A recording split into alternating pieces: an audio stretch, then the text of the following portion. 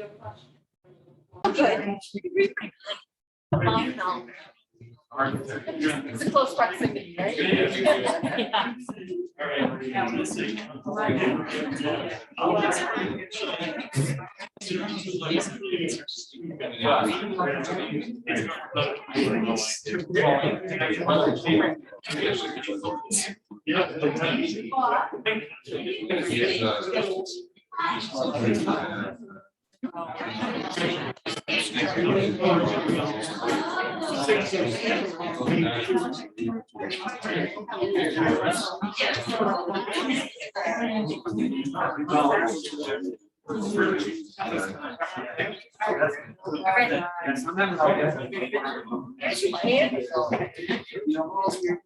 So the Board of Selectmen, here the Board of Selectmen is gonna start the meeting. Then it goes to Karen. How are you? Hi, Karen. Help me out here.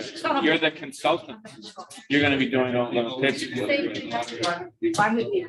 Thank you. Okay, yeah. And at the end of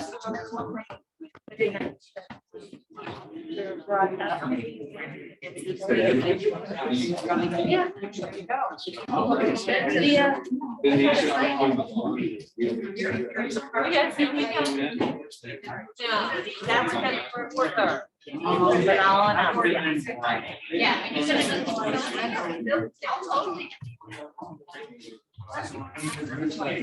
Good evening. Can I have your attention, please? Can I have your attention? Testing, 1, 2, 3. Good evening, everybody. Thank you all for coming. It's great to see this turnout. My name is Mark Forrest. I'm the chairman of the Yarmouth Board of Selectmen, and I, on behalf of the entire board, want to welcome you all here. Exciting to be here tonight. We've got a lot of work to do. One of the things that you should be aware of is this is actually, we've made this a regular meeting of our Board of Selectmen. So I am going to call our meeting to order. A quorum is present. And then I'm going to ask everyone to join the board and our regular Pledge of Allegiance to the flag, which is right over here. Of the United States and to the republic for which it stands, one nation under God, indivisible, liberty and justice for all. Thank you. We're going to dispense with public comment tonight, if you don't mind. You'll get fun. Okay, yeah, we will. What I'd like to do is just make a note that everyone should be aware that this meeting is actually being zoomed. If you know what that means. So it's being zoomed and recorded, and there'll be an opportunity for the public to watch essentially what happens here. So, just FYI, so with that, I'd like to turn this over to Karen Green. She's going to give you an overview of what we're going to do tonight and how we're going to do this summit and make it work. Once again, I just want to say before Mike go over that, on behalf of the board, we're very excited about this summit.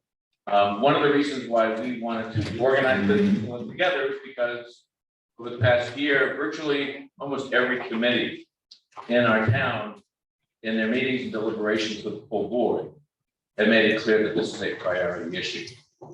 Normally, what happens every year is we look at our housing production plan, our affordable housing goals, and oftentimes those discussions usually take place just among the truly committed and dedicated in terms of advancing affordable housing. What we want to do tonight, starting tonight, is to take this discussion and have this discussion with the community at large. And so this is just the beginning as far as we're concerned. And like I said, we're excited that you're here. We're glad that you're here. And we look forward to the results of this summit and how we go forward. So once again, thank you. And Karen. Thank you. I just want to, I'm Karen Green. I'm the Director of Community Development for the Town of Yarmouth. And I want to follow on Mark's comments and welcome everybody. Thank you very much for coming out in the cold to join us. Thank you to the Board of Selectmen for showing leadership in kind of helping us look into this issue that we have with housing in town and for showing up tonight. Really, thank you very much. Thanks also to all the different boards and committees that are represented here. We have folks from almost all of our committees. You're all busy folks. And so coming out for one more night is really appreciated. We will be having a second, Mark mentioned this meeting is being broadcast on Zoom and recorded so that folks can watch whenever they want. We will also be holding a remote style housing summit for folks not so comfortable coming into the public setting. I think that date is February 3rd. Is that right, Mary? February 3rd, I think at 2 o'clock. 2 o'clock. And so we have been into the Board of Selectmen talking about the housing production plan and how it fits in with so many of our other planning efforts in town. The planning board, working with our town planner, Kathy Williams, has just finished up a visioning effort, identifying the town vision. Housing is part of this vision. They will be in to see the Board of Selectmen sometime soon and talk about this. It's all coordinated. Building on the local, building on the vision, we'll be looking into the local comprehensive plan. Again, more community involvement, making sure we're all on the right track. Last but not least, we're hoping a lot of this information that comes out tonight will be integrated into the Board of Selectmen goals, which get updated on an annual basis. So what are we going to do tonight? Tonight we're kicking off on the housing production plan. And what's in the plan? The plan is looking at where are we? This is what we call our housing needs assessment. We're looking at housing supply, housing demand. Where's the gap? Then we determine where do we want to go? This is the vision. These are kind of top level. What are our aspirations for meeting our housing needs in town? Lastly, we're going to try to figure out how are we going to get there. And that's really the nitty gritty. This is identifying the actions about how do we want to go about meeting these goals. So the first part with the housing needs assessment, we have a really great housing consultant, Karen Centerboard. We've worked with Karen a couple of times, I think at least. Karen is very well equipped, having put together about 70 of these housing production plans for Massachusetts, for different communities in Massachusetts. Karen will walk us through the housing needs assessment. We have a presentation. Then we're going to move into breakout groups, and that's where we'll look into where are we going and how are we going to get there. So anyways, with that, thank you again for coming. And I'm going to turn the mic over to Karen Centerboard.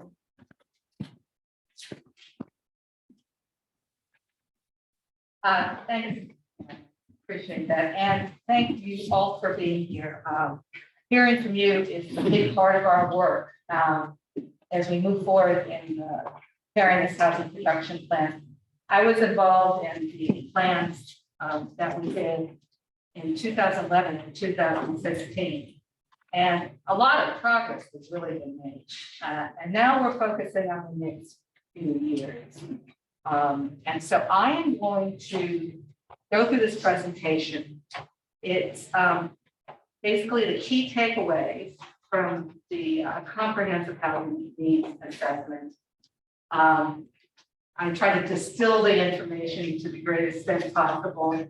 I'd like to just waive any questions during the presentation. So we'll have a short kind of question and comment period, very short, as we want to get to the meat of the agenda, which are the breakout sessions where we're hearing from you. I'm just going to start right away.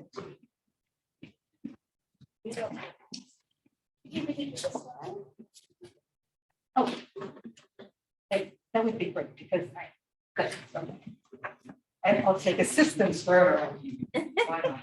So some of the slides are pretty basic, kind of affordable housing 101, but they're worthwhile going through them again. So basically, what is affordable housing? There are different definitions the one that HUD uses and the state has embraced as well, if you're spending more than 30% of your income on housing costs, whether it be for ownership or rental, you're living in what would be traditionally defined as unaffordable housing. The definition that we typically hear about, though, is the one under Chapter 40B, which states if a housing unit meets a number of specific requirements, it is deemed affordable by the state and included in what's called a subsidized housing inventory. Sometimes we refer to these units as the capital A affordable units in town. The specific requirements are that the units have to be targeted to those earning at or below 80% of area median income, and for the area, Yarmouth area is really Barnstable County. And just to give you an example, 80% for a household of one is $54,450. Household of three is $70,000. These limits change from year to year by HUD, according to some very esoteric formula that gives you a headache to read further than the methodology. And they're adjusted by household size. The other requirement is the units have to be subsidized directly by, some public entity or approved by what's called a subsidizing agency. So like comprehensive, Chapter 40B comprehensive permit project, a developer has to get the go-ahead from a state subsidizing agency before they can apply for a comprehensive permit from the Board of Selectmen. Units also have to be deed restricted for continued affordability. And we're moving more and more towards in perpetuity for as long period of time as legally possible. And importantly, they have to be affirmatively marketed, such that people who live outside the community still have an opportunity to learn about the affordable housing unit becoming available and an opportunity to apply for that unit. Next slide.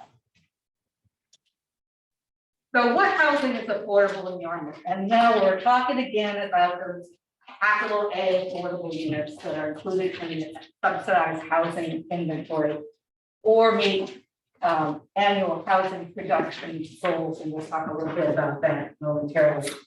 So just to kind of give you context on the census information, the federal government has released some limited 2020 census data. Most of the information that has not yet been released. So we have plugged in the 2019 census estimates in this housing needs assessment when we don't have 2020 data available. And with the 2020 census information is supposed to be released in the fall, typically is released in the fall. But due to COVID, it's continually been pushed back. Now we're hearing March 2022. When that information is issued, we'll look at it and most likely plug it in where appropriate in the housing production plan. So, well, the total number of housing units per 2020 census, we don't have the number of seasonal or occasional units that you need to get at the year-round housing figure, which is the basis for determining that 10% affordability threshold under 40B. So looking at what's the 2010 census, there's 12,037 year-round housing units in Yarmouth. And of those, 596 or 4.95% are included in the subsidized housing inventory. The town's halfway there. And when the residences of Yarmouth Gardens comes on board, that number will increase to 636 or 5.28% based on that 2010 census figure. And the town has made steady progress. For example, in 2015, there were 520 units. In 2007, There were 362 in fact, and then 405 in 2010. When the 2020 census figures for year-round, for occasional and seasonal units is released, we figure through estimates that the percentage is likely to increase to 5.53% because you have a decrease in year-round units over that decade. And that 5.53% would include the residents of Yarmouth Garden project. So there is a current gap of a little over 500 units to meet the 10% state target. That's based on the 2020 estimate. It'd be more with maybe would be 568, the 2010 figures. Of the units that are included in the subsidized housing inventory, 76% are rental. And just to give you another piece of information, 24%, almost a quarter of the units in the SHI were permitted using the Chapter 40B comprehensive permit process. And I just mentioned on 40B, 40B can be a very good permitting tool.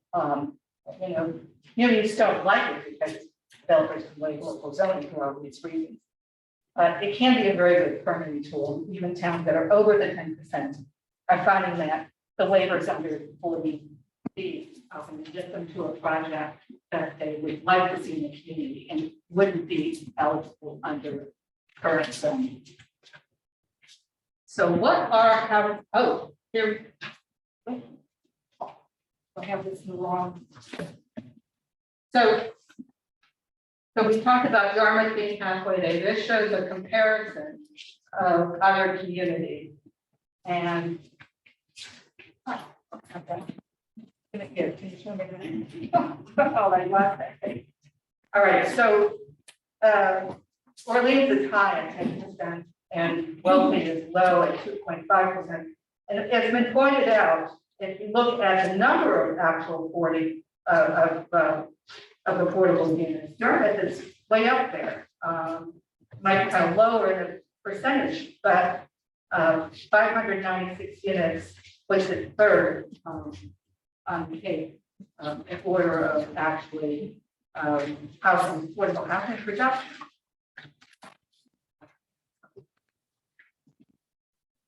So we are once again processing this plan through what's called housing production guidelines, which are really a subset of the Chapter 40B regulations that are meant to give greater local control over housing development to communities. The first step is to get plan approval from the state, the Department of Housing and Community Development. The housing production guidelines are pretty prescriptive on what's required in these plans, and I'll get to a little bit of that momentarily. But once the state approves the plan, then and the community actually produces 1/2 of 1% of its year-round housing stock, it can get certified, meaning that for a year, it does not have to, well, it can deny what it considers inappropriate comprehensive permit projects that do not meet local needs without the developer's ability to appeal that decision. If in the case of Yarmouth, that 1/2 of 1% is currently 60 units, it's likely to drop back to 58 when the 2020 census figure, year-round census figure is released. If the town produces 1% of its year-round housing stock, it gets a 2-year, what's referred to as a state harbor from unwanted comprehensive permit process.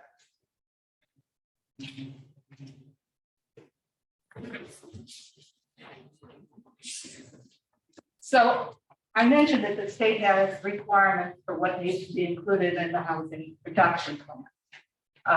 First, obviously, an executive summary, and then the comprehensive housing needs assessment. They want fairly detailed information on range of demographic, economic, and housing characteristics and trends with identified priority housing needs.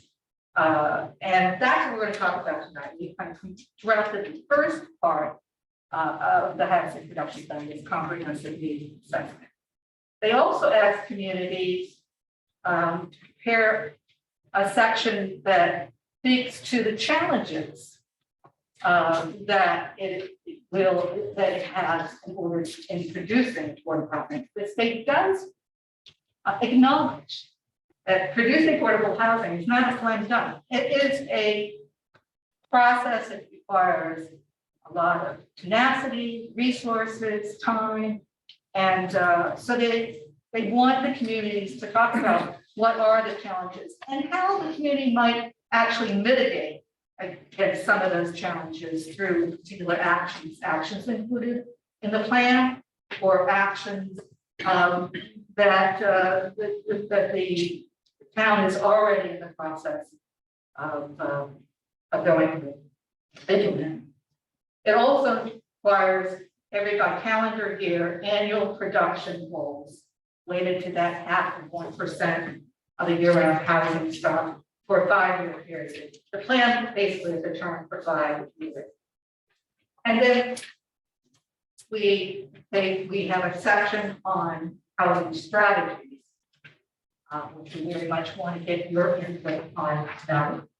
And at least 5 major categories of strategies have to be addressed in the plan. And that includes modification of zoning districts and geographic areas to create affordable housing, identification of potential 40B sites, preferred characteristics of residential or mixed use development, municipally owned properties which the town will commit for affordable housing, and participation in regional collaborations addressing housing development.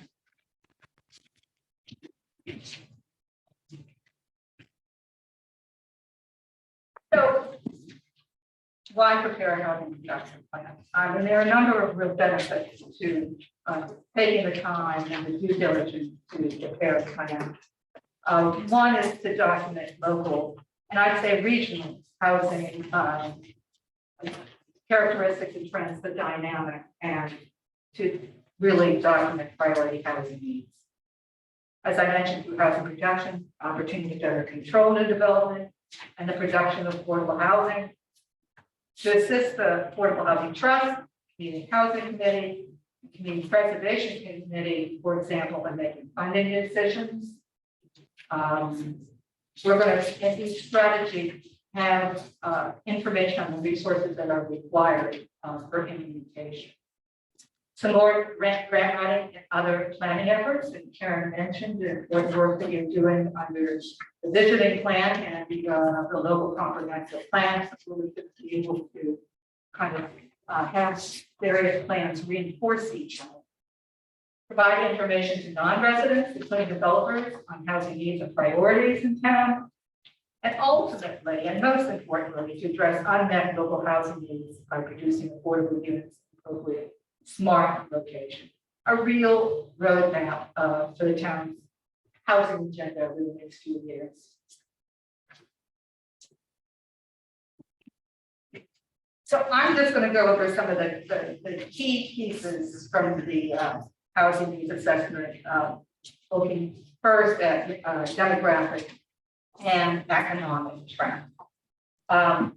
The town, after experiencing fallout, the line of the population change over decades, after fallout population between 2000 and 2010, has experienced some 2020 census count, an increase of 5.2% of the in the population to 25,023 residents.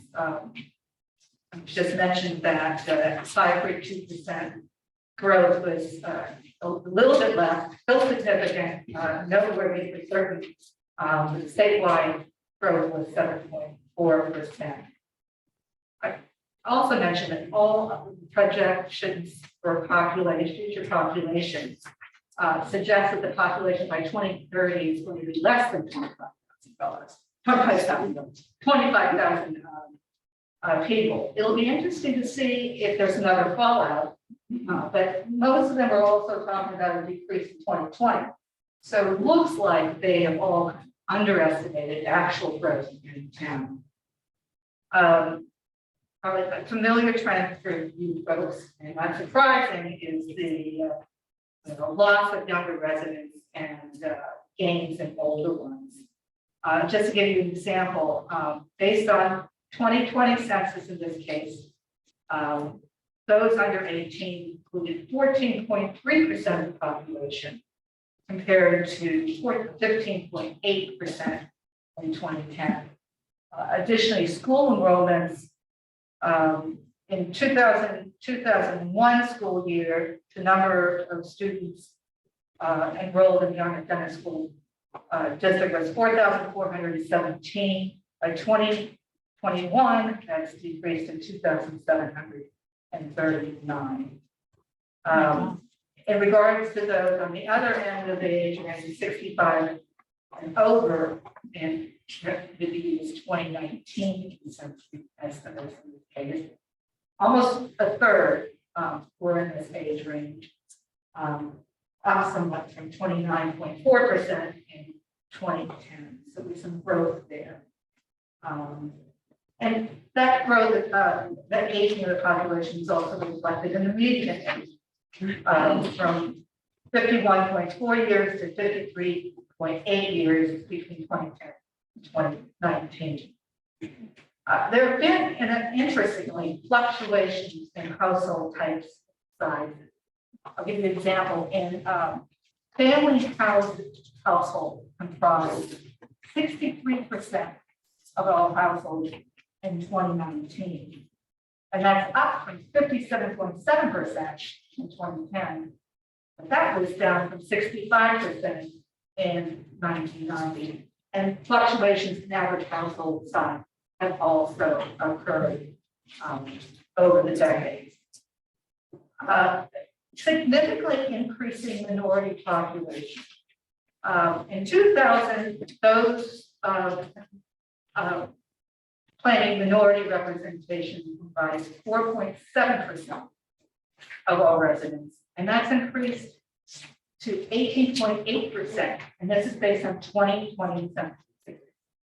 About a quarter of the minority residents were Latino and Hispanic, or actually all residents, a quarter of all residents were Latino or Hispanic heritage.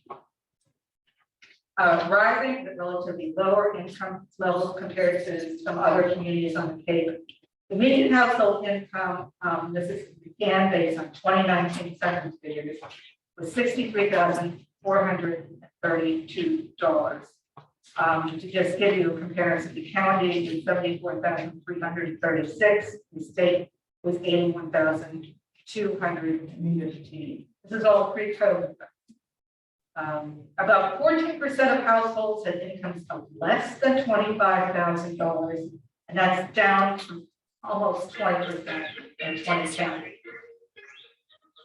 And almost 30% had incomes of over $100,000, and that is up from 16.2% in 2010, almost double. Just to give you another kind of comparison of income levels, the median income of homeowners was $72,169, and for renters was $45,377. Overall, the poverty levels have been fairly low and have been declining with the exception of seniors. If looking at all individuals, the poverty level was 7.1% according to the 2019 census estimates, and that's from 9.5% in 1990. Seniors, there's been a modest increase from 5.5% in 2019, living below the poverty level, from 4.9% in 1990. This figure just basically shows by age category the changes in age distribution from the 2000 census to the 2010 census to the 2019 census estimate. And you can see the kind of general decrease in those younger residents, with the exception of 18 to 34-year-olds, where there was some increase between 2000 and 2019, which will be interesting to see what the 2020 census is about. And then basically that increases in older age categories over those decades. And this chart basically looks at the changes in the income distribution. Once it, 1999 census, 2010, and 2019, over those decades. And showing and this is by age income category.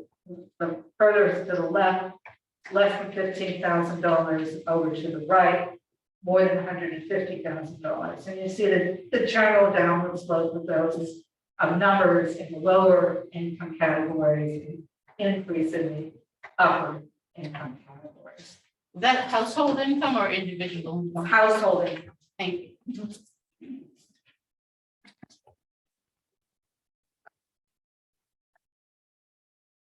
So looking at housing occupancy trends, there has been over time some slower recent housing growth. And there was a loss of 165 units between 2010 and 2020 to 17,291 total units. About 80% of units are owner occupied and in single family detached dwellings. And the chart on the right basically shows the big orange amount is 80% of this represented single unit detached dwelling. There has been some net loss of rental units.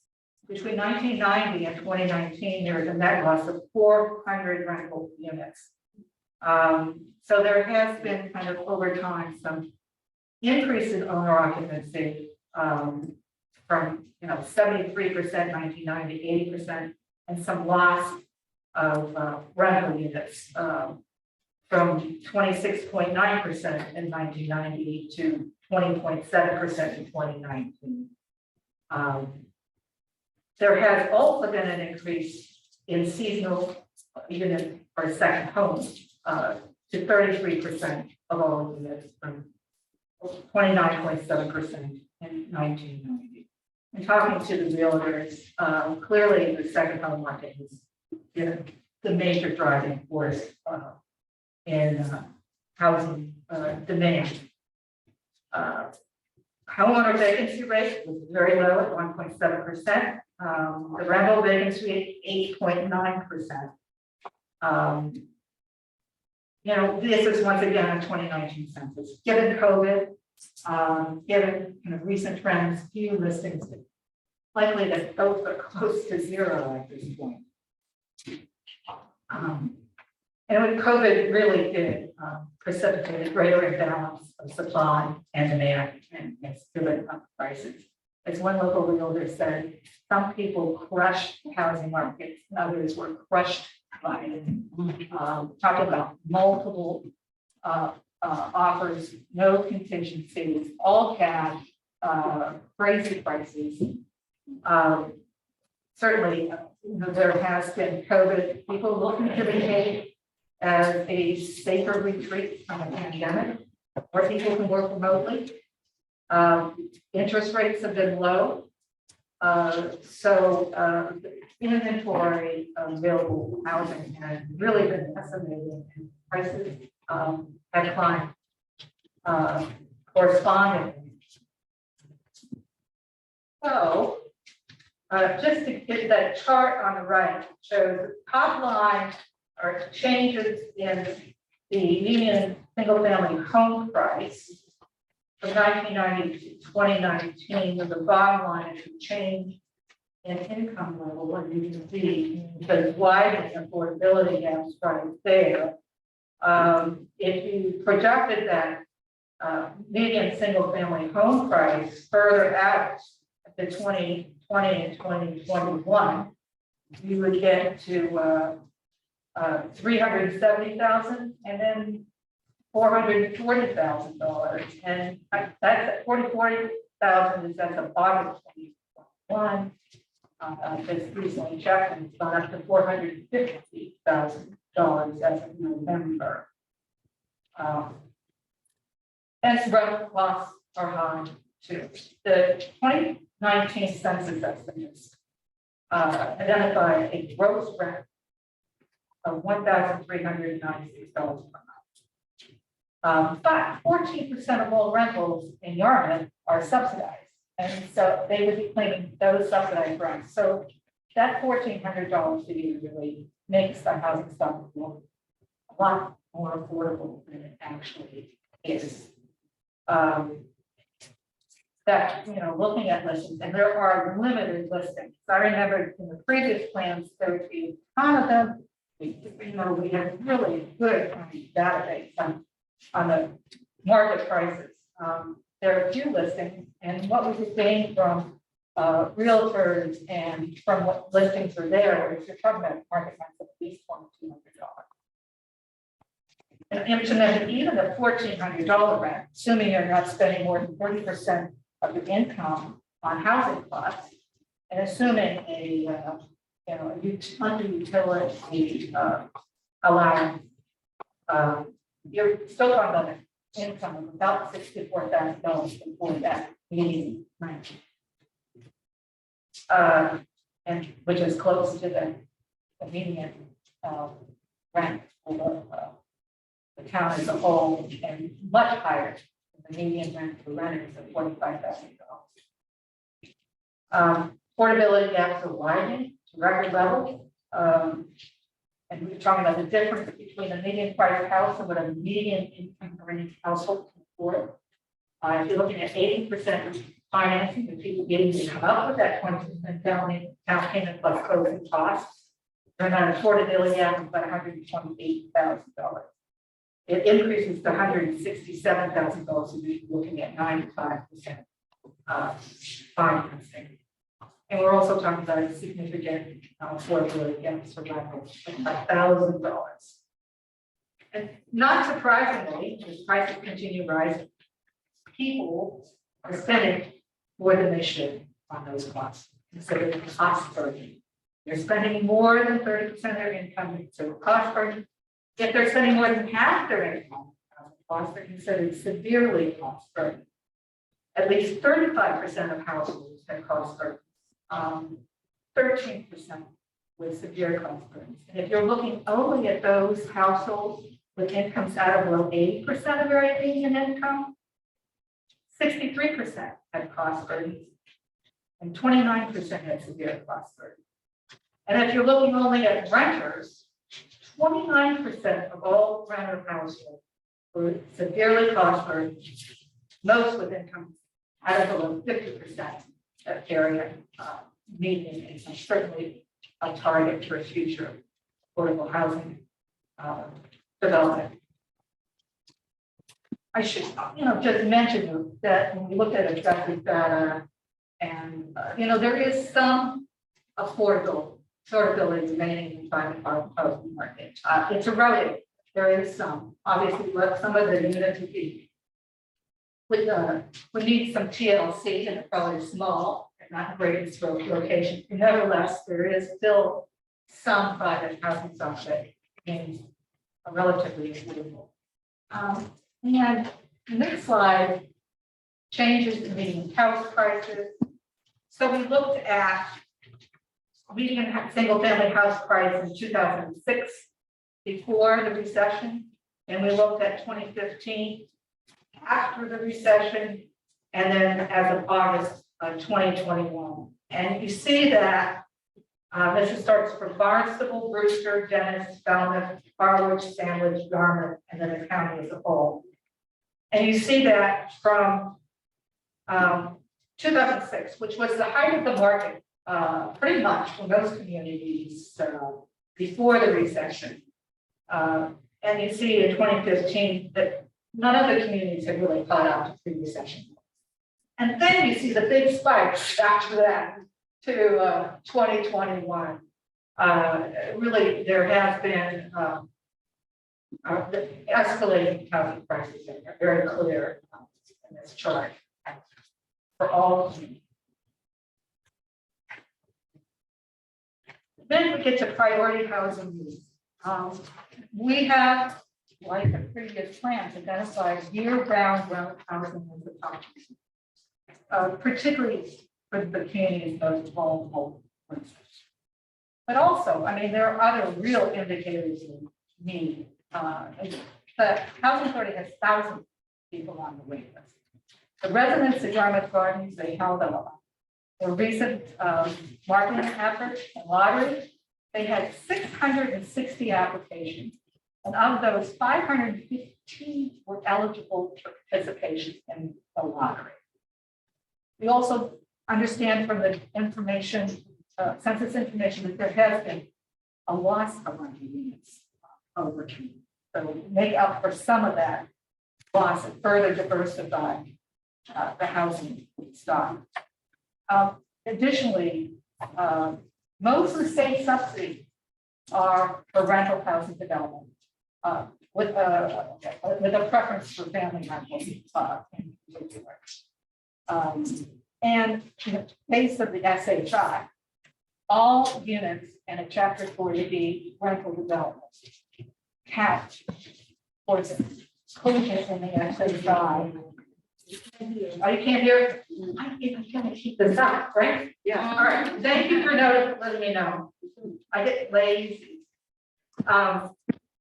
So in the rental development, all units count as part of the subsidized housing inventory, even if only 25% are actually affordable, which is the requirement. At least 25% of the units have to be affordable. For homeownership, it's just the actual affordable units.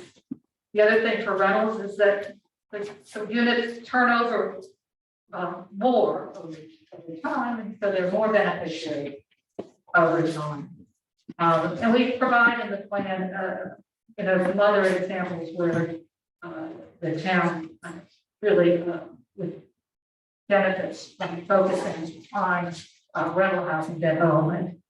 But we still acknowledge that some homeownership units need to be supported for starter housing and also potentially for empty nesters. The private market is not building starter housing for folks without subsidies. And we acknowledge that there needs to be some continuing support for those with special needs that need some unit modification for some supportive services. Yarmouth actually has a relatively high level of those people who claim disabilities. At 16.4% of all residents, compared to 13.3% of the county and 11.6% of the state. And as the community continues to age, the level of disabilities is going to increase as well. And we also acknowledge in the plan that there needs to be a continuing focus on some financial and technical assistance to improve housing conditions and to prevent eviction. 72% of all units built in the town were built before 1980.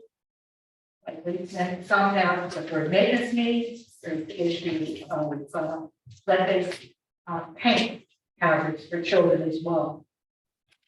And then, I don't expect we're going to go into this in detail, but we have, this is from the previous plan, so we're going to be looking for input on this. We split up the percentage of affordable units that will be produced to be 80% rentals, 20% homeownership. And then we look at income levels for each and size of units, do some projections of what we thought would be useful goals regarding distribution. And then next steps. We're going to take the information from today's meeting. We'll synthesize and summarize that. That will be helpful in kind of filling out some of the information that we will have in preparing a plan. We're going to conduct a community housing survey. Really trying to promote greater community input in the planning process, which is a major component of this planning process. So we're going to be conducting a community housing survey. Stay tuned on that. Then we're going to prepare the next sections of the housing production plan related to goals, the annual housing production goals, and specific strategies to address priority local needs. And then we'll hold another community meeting to present the draft plan and obtain further input. And we'll finalize the draft plan. We'll have to have approvals from both the planning board and the board of selectmen in order to submit the plan to the state. The state technically has 90 days to review the plan. They have, and that in the past was really it. You could count on when you were to get their approval by 90 days. They have really been much more expeditious in their review process, and we're not talking about 3 weeks to a month. So that's a good thing. And tonight, the next thing we're going to do really is to break up into small group discussions. And Mary will kind of explain some of the instructions, but we really want to get your thoughts about Yarmouth's future, including some questions like, what does affordable housing mean to you? What is the town's greatest challenge related to preserving and reducing housing affordability and diversity? What is an appropriate aspirational housing goal to strive for in the years ahead? What are the best locations for new housing development? And what are the most important housing actions or strategies for the town to implement to address housing needs? So that's going to be the next piece. If there are any specific questions related to this presentation, however, I'm happy to answer a few of them now, but I don't want to take more than a few minutes because because we have a lot to do tonight. Yep. Real quick question. You made an observation in your comments comparing the median income of an owner being about 72,000 versus a renter of 42. How does that compare to the age demographics? Older, more income owner, younger, less income renter, or? Yeah, we actually have the income distribution by age. You know, there's not much available for an income for under 25. There's just not a sample size.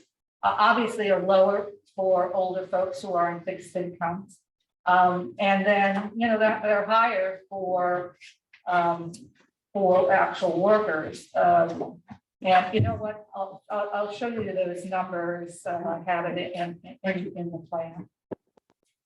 Yeah. Was Sinfield's school residences, is that 40B? No, Okay, No. was Yarmouth Gardens 40B no, and Yarmouth Commons? no, Okay, thank you. They weren't 40B? no. Okay. Oh, that's right. You did that. You did the most stuff. Simpkins- That's right. Yeah, Simpkins School was a variance. Simpkins School was a variance from the Board of Appeals, did not go chapter 40B. The other two, Yarmouth Commons and Yarmouth Gardens, they were a local bylaw. They had some special relief, but otherwise they were by right. I mean, there was just some site restrictions that they had to go and get special permission, right, Kathy? Density for Yarmouth Gardens required special. Density for Yarmouth Gardens required a special permit, and Yarmouth Commons is by right. Yarmouth Commons was by right. So Yarmouth has local bylaws that allow for multi-family housing with an affordable component by right. Happy to share that with any town that neighbors. And I just know you also have the special tax break for low income, right? There's a federal tax break for developers because of your Low income housing tax credit. Yeah. We Financing. I can talk to you more about okay, that. thank you. Yeah, we have information on the project in the draft. Anything else? Cool, we can get down to the real work of the evening. I'm looking forward to hearing from you. And Mary's gonna give you. All right, so you're already in your breakout, right? And everybody has a facilitator, right? The facilitators I've gone over, most of them, I've gone over with them the instructions. Everybody has this in their packet. So, the very first thing they're gonna do is ask somebody to step up and be a reporter. You're gonna then introduce yourself and say, your name and what does affordable housing mean to you? So it can, whatever it means to you. So one of my committee members, it meant that her two daughters could live in the same town she lived. So something like that. And if the reporters could record that, that'd be great. Then you're gonna get into a visioning session. So like Karen Green said, right, planning is 3 parts. Where are we? That was our housing needs assessment. Where do we wanna go? That's our vision.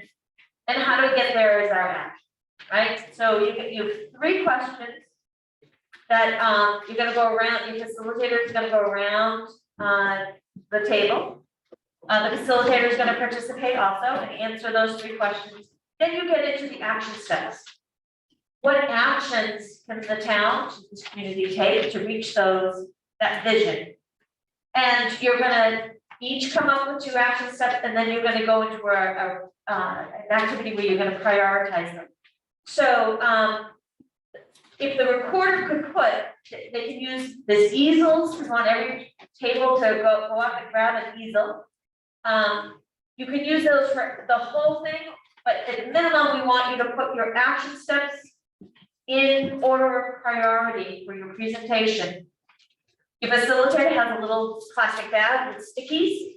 At the end, we're going to conclude by everybody getting 5 either green or blue stickies. Those are yes votes.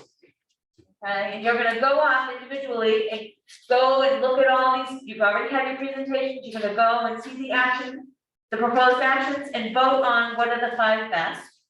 I think you can put more than 1 sticker on one idea, and then All 5 are one that you really love. all 5 blue or green on one. And then you each get 1 red sticker, which is a no. I get 5 yeses and 1.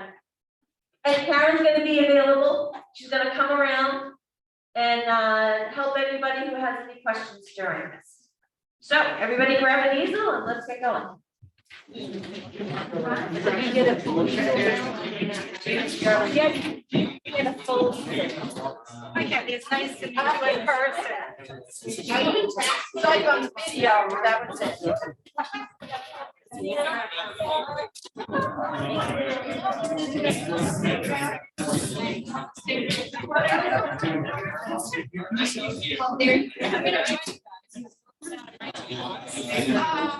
Yeah, exactly. They're absolutely well. I was a board. So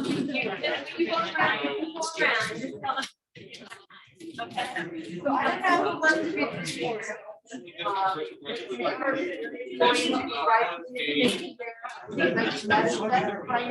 Down here.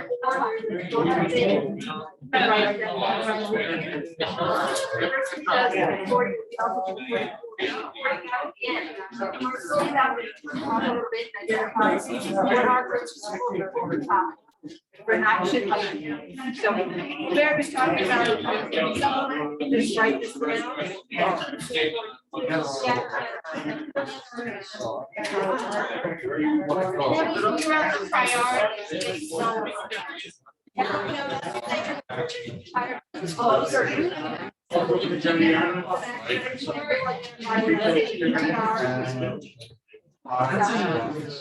know who wants to be the recorder.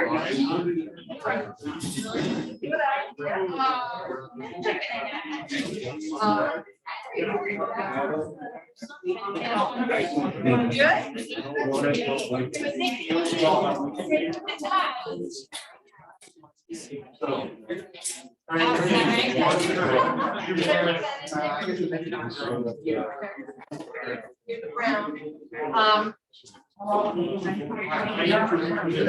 And I think the first item to do is introduce ourselves.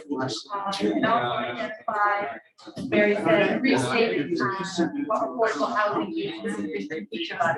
Maybe we just put a AH slot that we can kind of write down. Yeah, we are. What does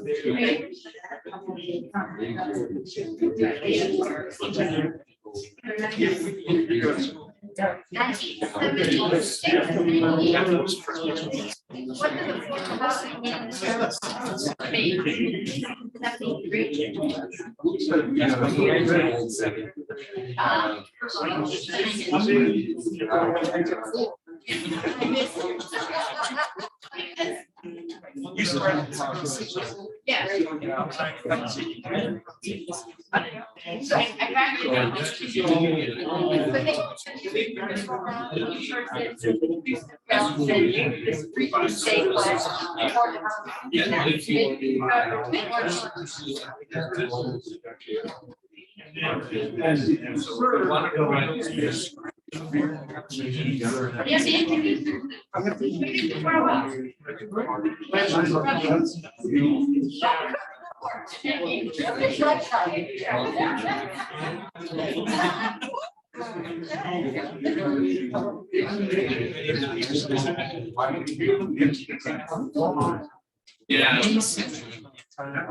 housing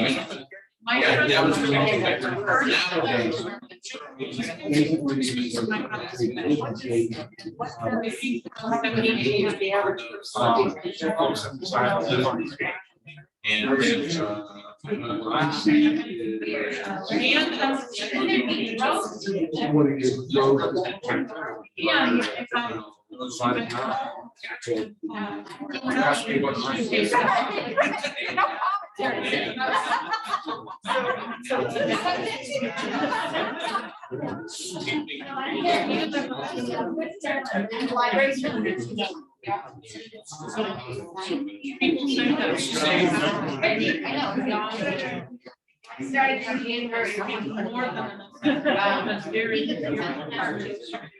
years.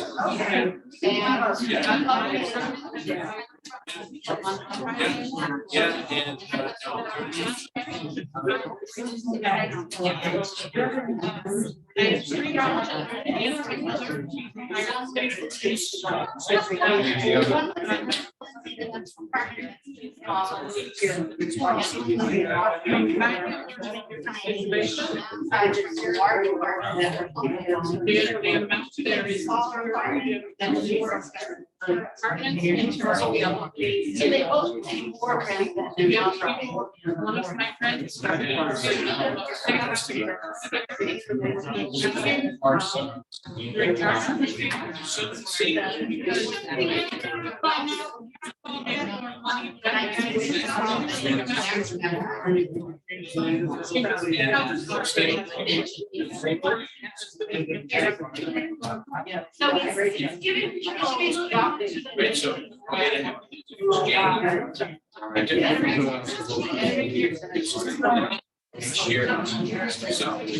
he's giving people the opportunity.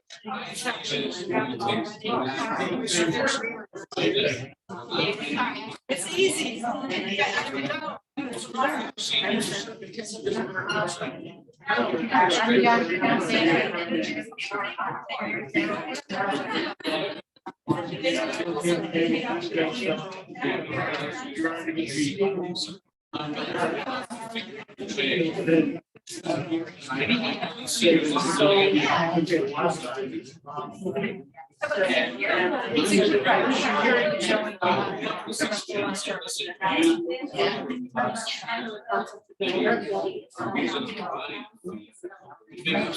I'm Selena, I'm the Board of Appeals Chairman here last year for Family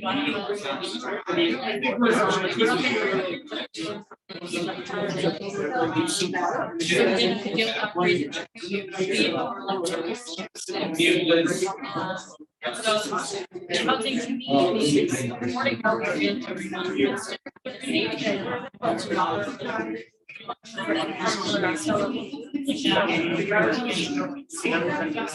She's almost two.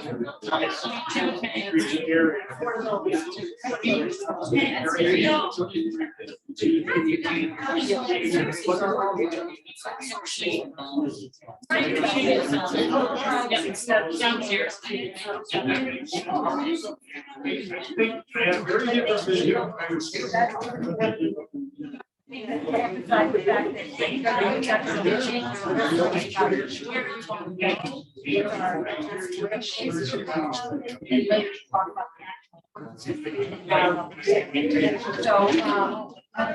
Focusing on the vision, excited, so located, look how that we help find private housing all around the place. Participating for following sense, one of the so the first set, challenge breaks the challenge. What are the responsibilities? Sure. I thought maybe built on land.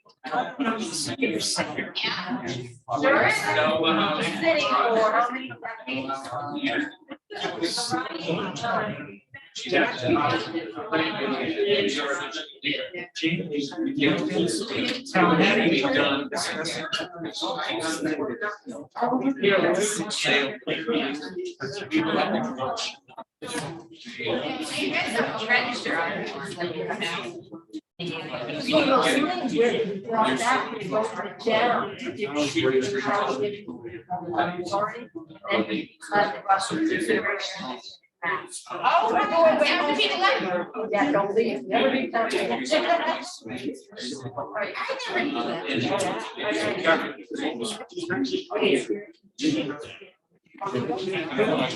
And So,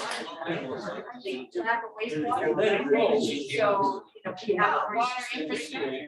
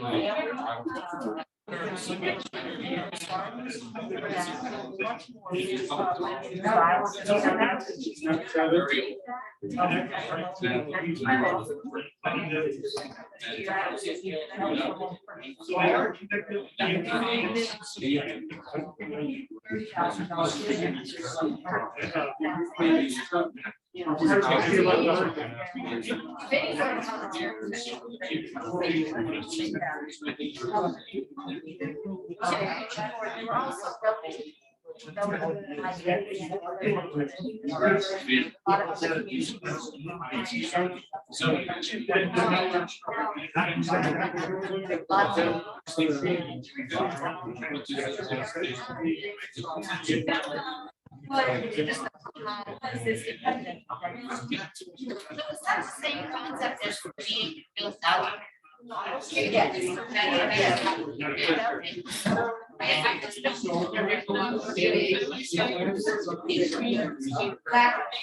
Finding. Yeah.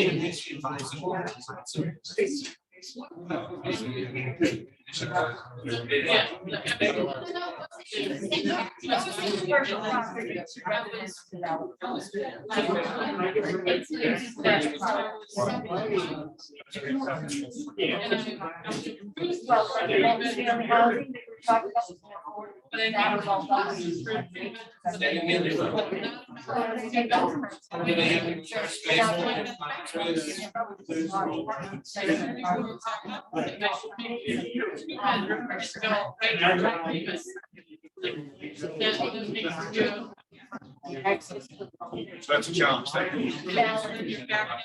Just trying to get how I represent, I'm not judging the challenge.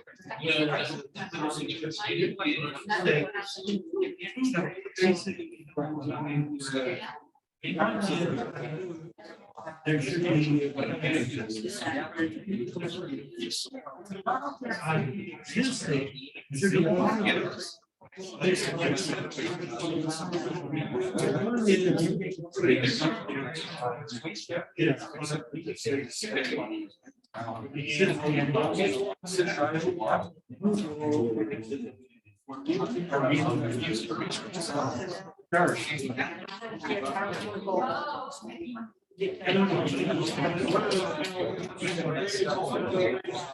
Yeah,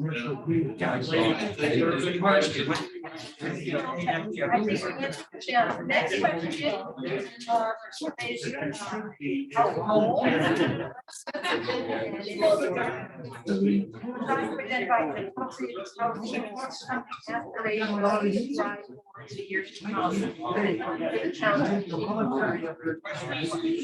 What do you think? Solve our.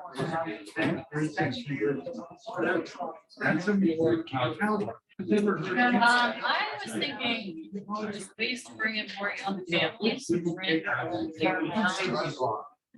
a young family, and I know they mentioned census data, and I read somewhere maybe 85% of the urban population is over 18, and some might have a little different rate. But, you know, hearing that there's only 2,000 people in the school system, I graduated with 1,000 people, so I'm like, my daughter and her grandmother, you know, so just bringing more young families year round.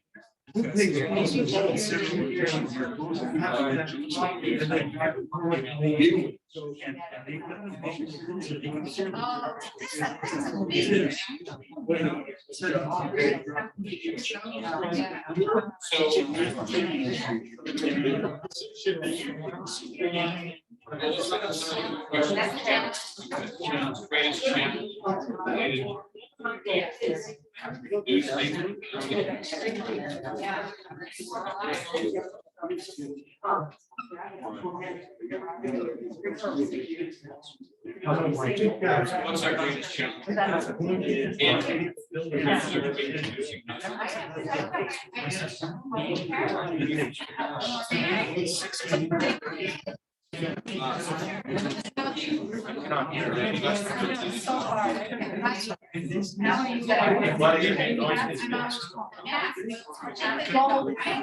What's the only goal I have is.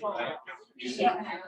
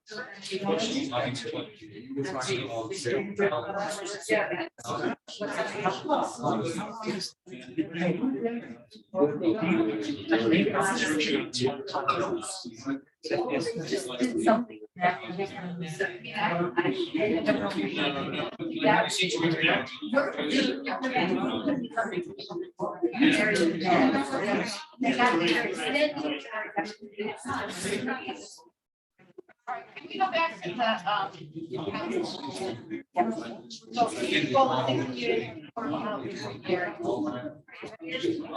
I would suggest. And workforce development.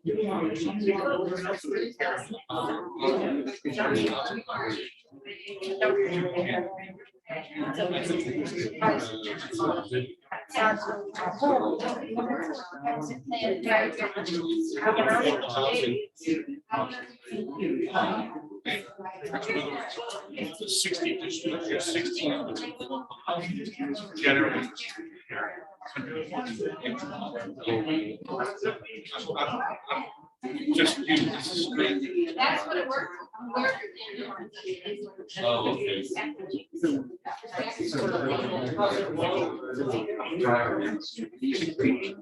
If you go on, how many jobs are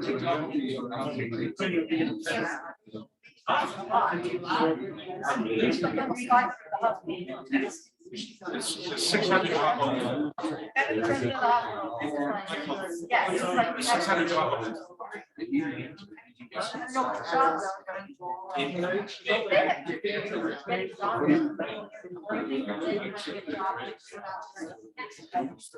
Their idea was they people. There's a speech,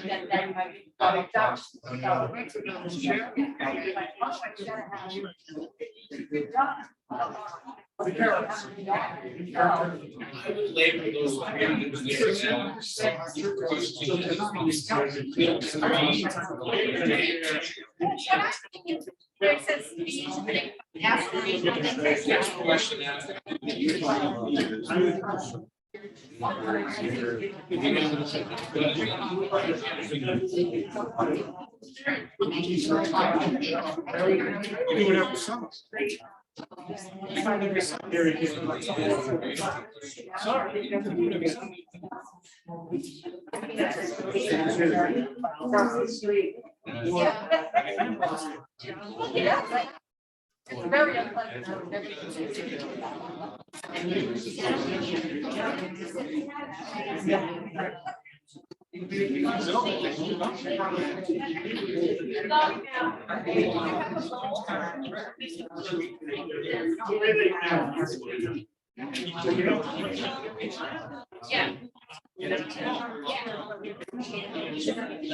Yeah. So for goals, tractor, create 60 units of affordable housing annually, and align workforce development to the affordable housing.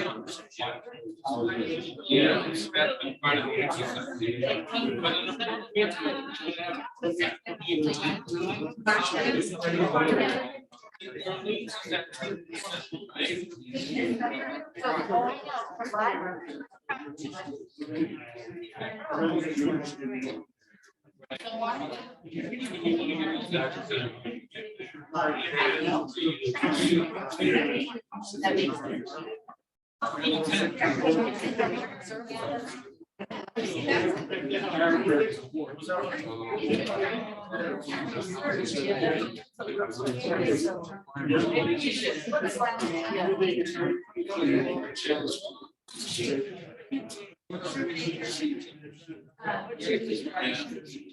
See,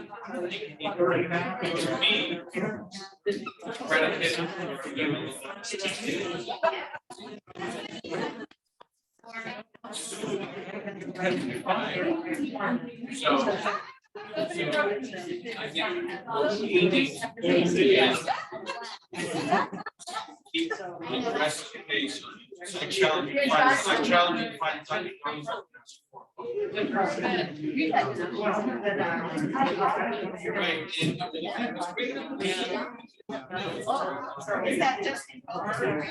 No, they don't have to. Right now they don't. Stationary.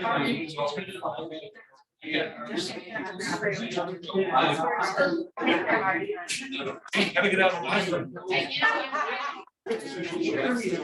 get out of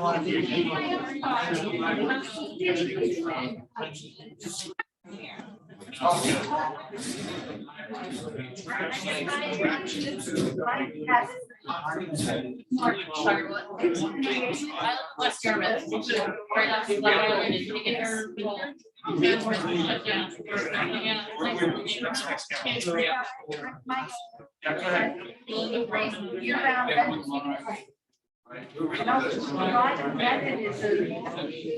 them year round. I think we're gonna second homeowners are gonna go to Airbnb or seasonal. Right. Keep them. Right. The thing is, keep them year round. So mechanism to contain. Some of those.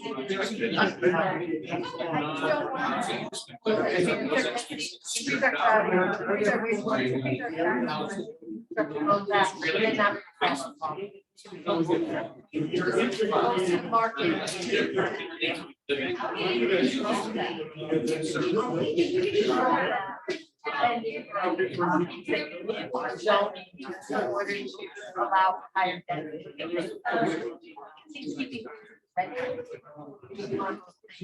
You're right.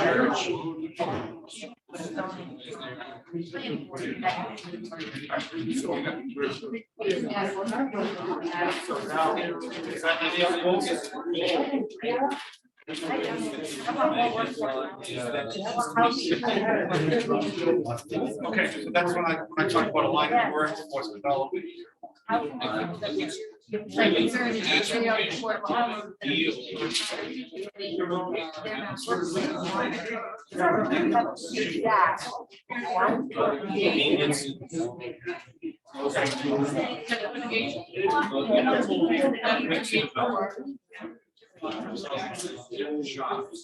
That's what, I'm sorry, you're. Yes, thank you.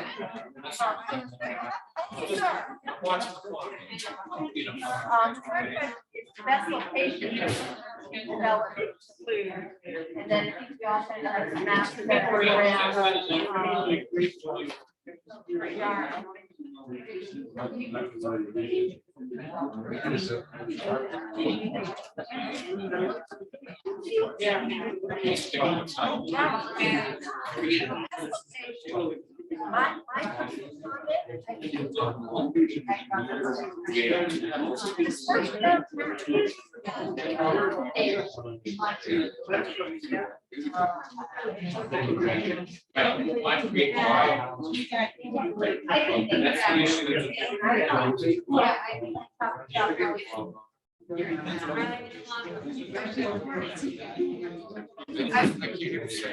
More towers, shop.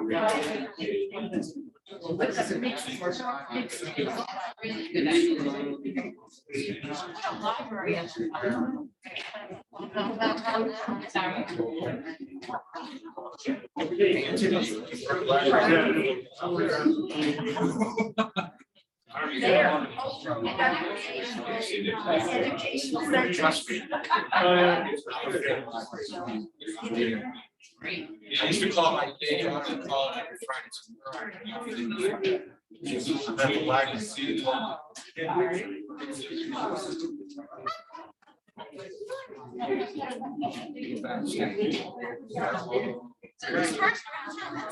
Rather than like if you.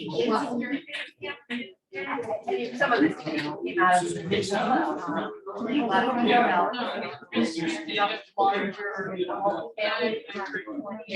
I think I have one more in the- I'd like to see the museum. Oh, yeah, that's perfect. Use the board. You ever hear that?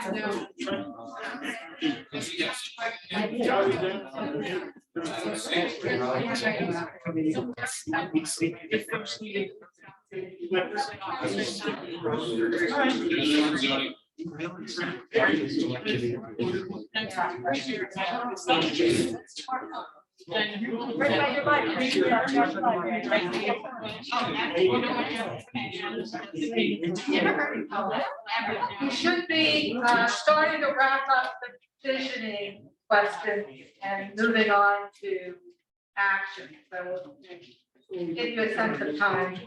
So I Jason to say the response. Fire station. Or 525. Yeah, make it. Jason of his. Firehouse.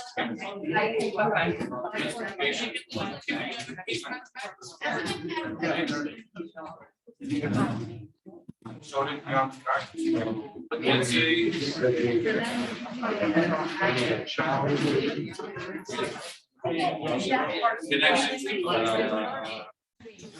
Looking at where it has identified that as a potential spot.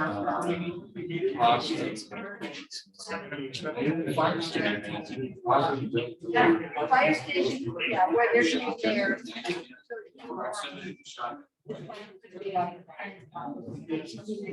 It's a place that would be actually.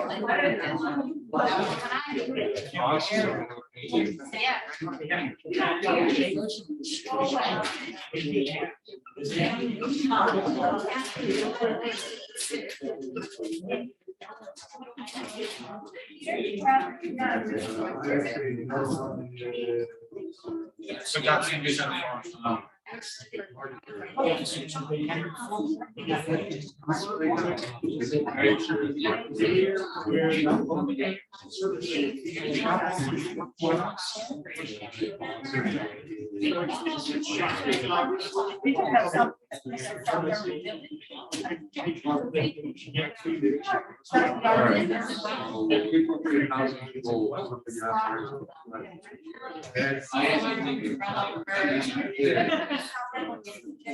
Yeah. I'm not sure how to capture that. He's just saying, look at South Yarmouth.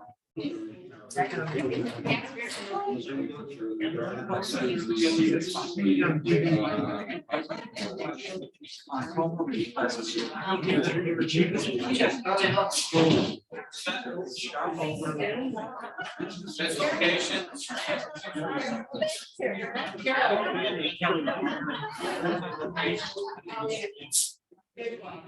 But it's somewhere, I also agree with Kathy with the 420, a big student, yeah, you can go to commercial use. But especially like the lighted areas, there's just 28 that are terrible to look at, they're not being used for businesses, so. So I captured that earlier. Your best location.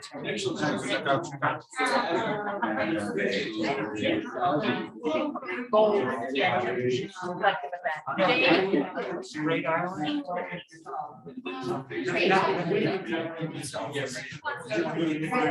Right on the block. Yeah. Great Island Bottom. I'm sorry, where? Right next to the West Yarmouth. Gas station. Okay, yeah. Very good. 5 days a week.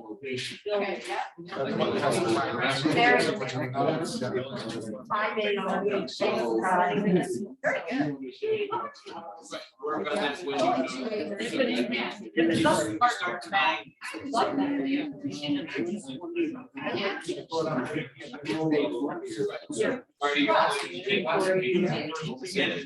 what are the areas that? Jane, location right there.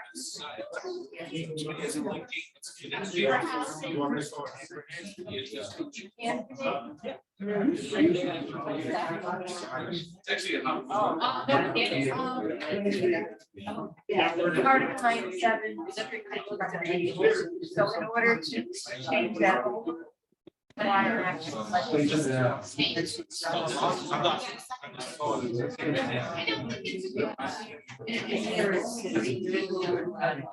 That's correct.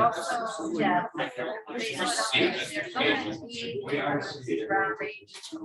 Yeah, it's almost like I was. Looking at it from the park. No, I know it. I'm just. Best location, let's see.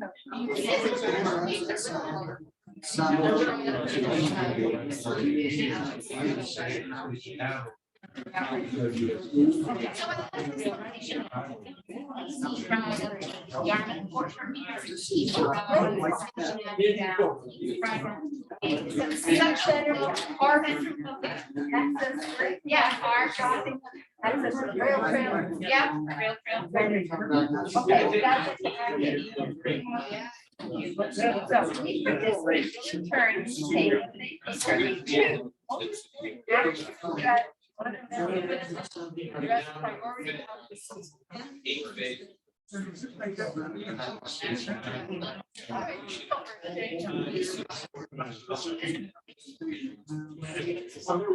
only heard part of that. You want to move on?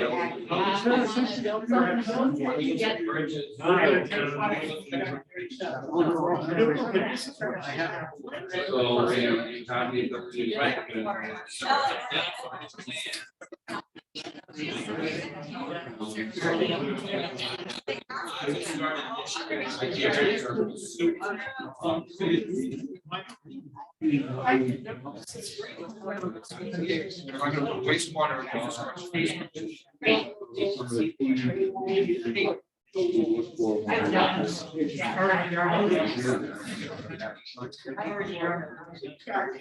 go. I mean, going back specifically, getting young people here, maybe have some first time buyers, programs and incentives. Of course, the wastewater. I also have mixed use zoning. I don't really get it for monthly, but.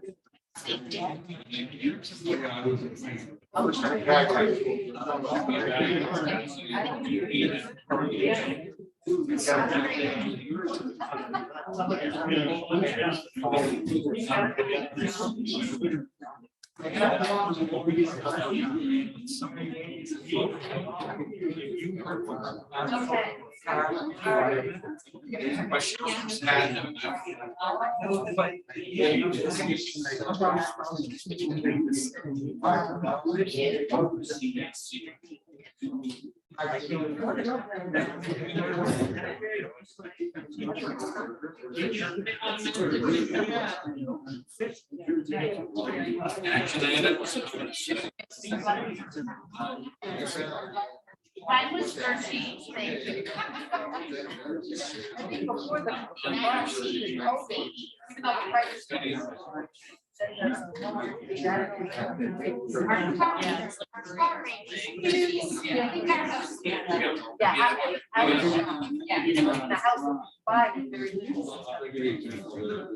oh, down.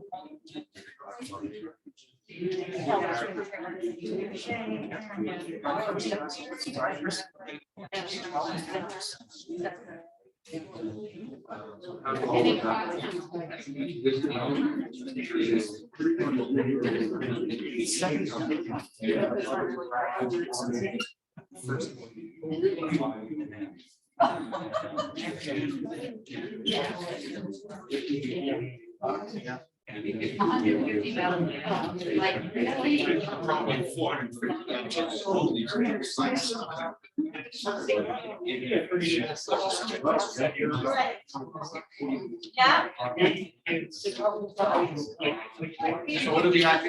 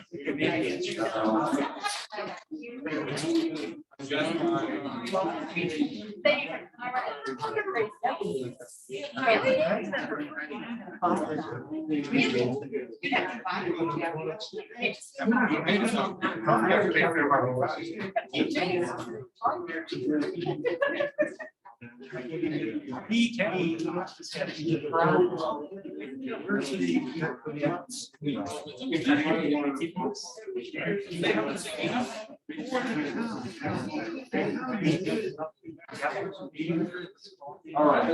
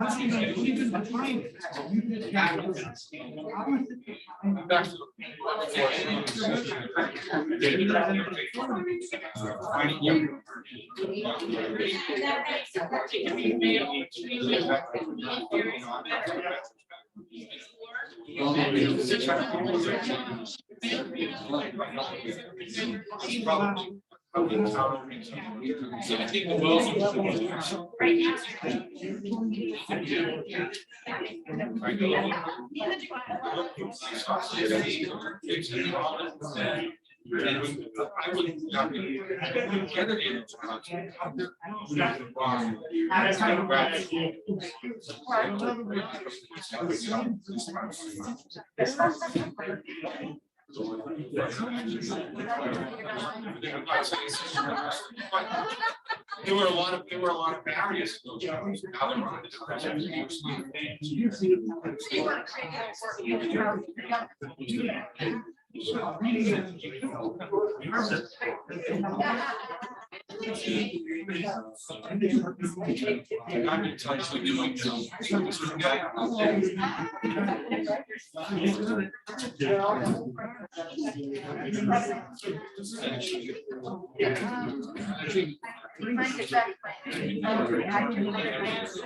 Modify development. Allow for higher density, fiber towers. Allow higher density.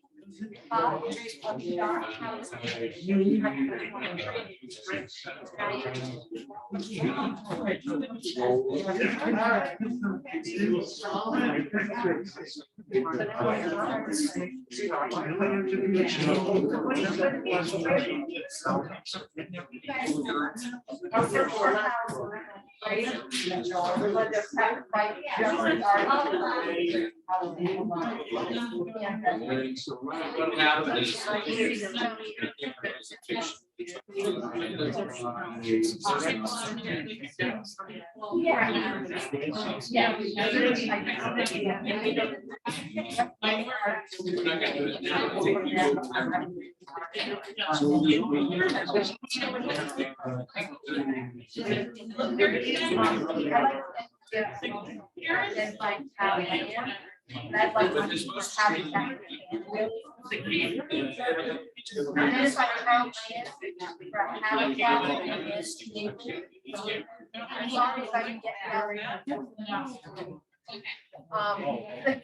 like Virginia Street, they have, 7 there.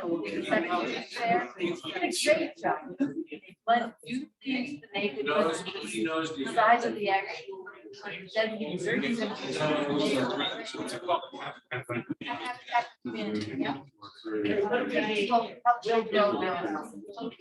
Very similar to what's happening.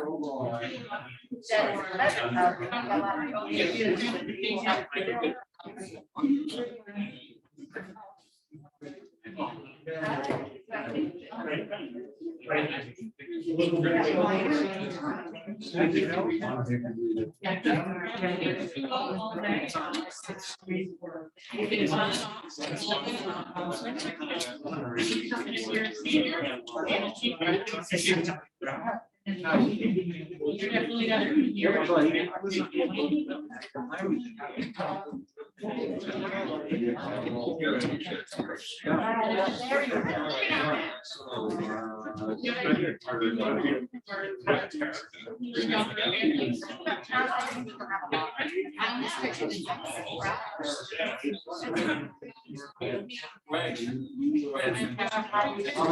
me, you should be considering your actions and prioritizing them so that you can make a presentation of each of your flip charts to the whole group before the actual voting. So a few more minutes to get the actions on a flip chart and prioritize them.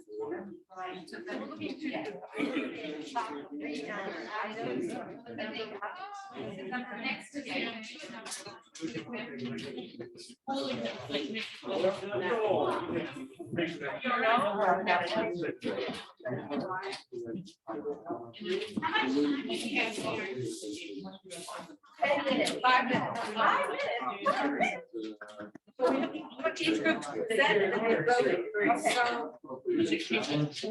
think our number one strategy is. And it's hard to. Priority actions.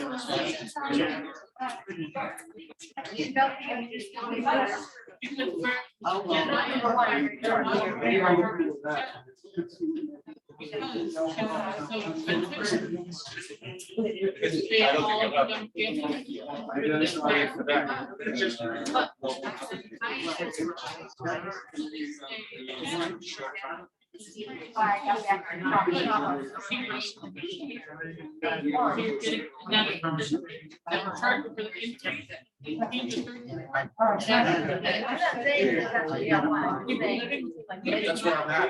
I was trying to do the part of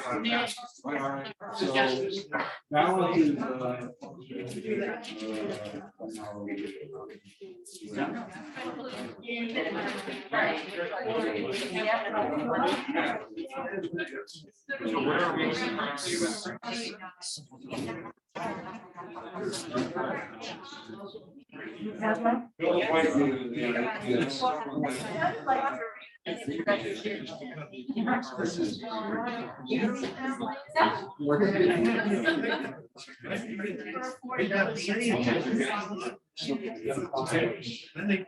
You can find your marketing thing. Yeah.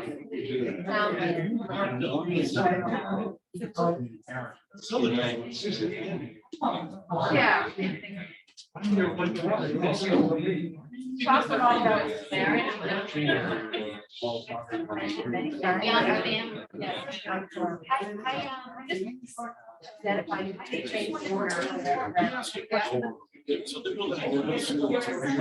That's something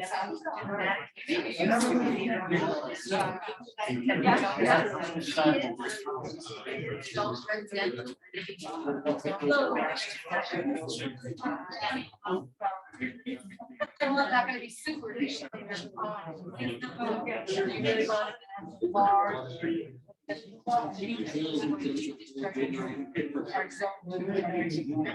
Very close.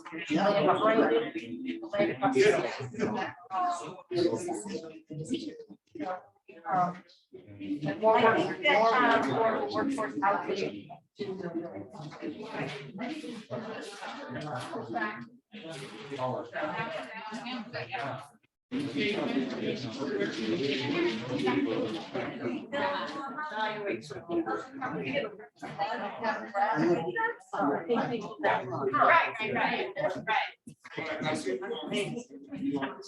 Just like the small zoning changes that we passed the last meeting with the, vendors and breweries and stuff, and then that's gonna have more of an impact than. I don't know if those are the right order, but I think those are the right. This, all you got is identify an airline town name. Town land or affordable housing. Yeah, and then the other one, more affordable workforce.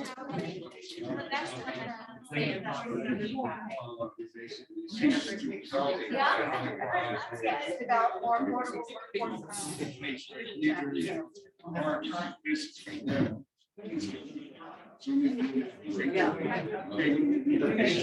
That doesn't presuppose what it is. That's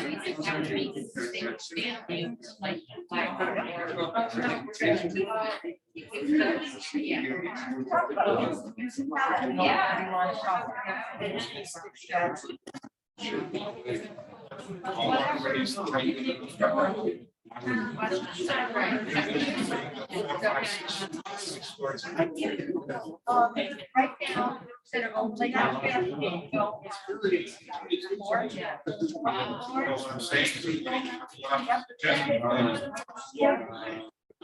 There's lots of discussion. Something different. I don't think. That's not what it is. We got strategy. Maybe it's more. Got it. You said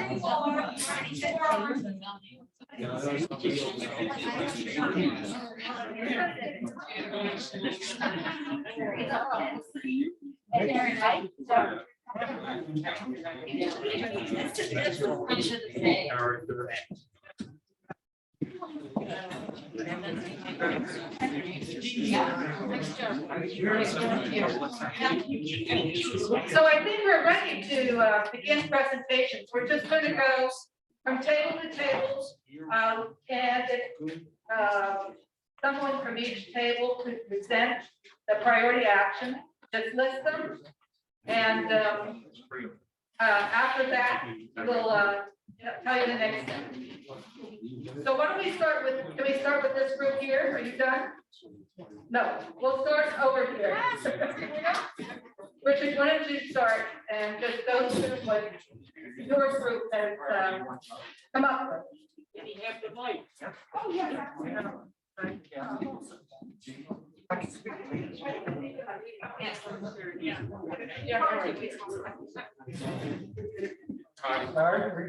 Come up with three priorities. Implement the waste infrastructure, because that frees up much more land. It will go for housing. Second priority is education, understanding what is and how it's going to be done. And finally, keep a sense of community. Bring it on to the next one, but well, that's where it really.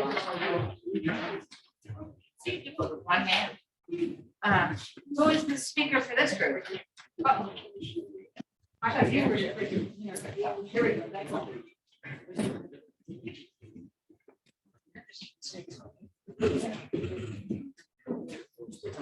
We identify challenges, costs of available land, competition with market rate housing, goals, encourage affordable housing while preserving the character of the community. We identify generally location, possibilities around the full exit 7 Station Avenue, White Path area. This is consistent with access to services and jobs. Actions we identified sites to meet the goals. Subsidy and incentive programs to facilitate the goals, identify land use approaches, identify infrastructure necessary to support the goals, and identify appropriate housing mix measured with the community's character. Thank you.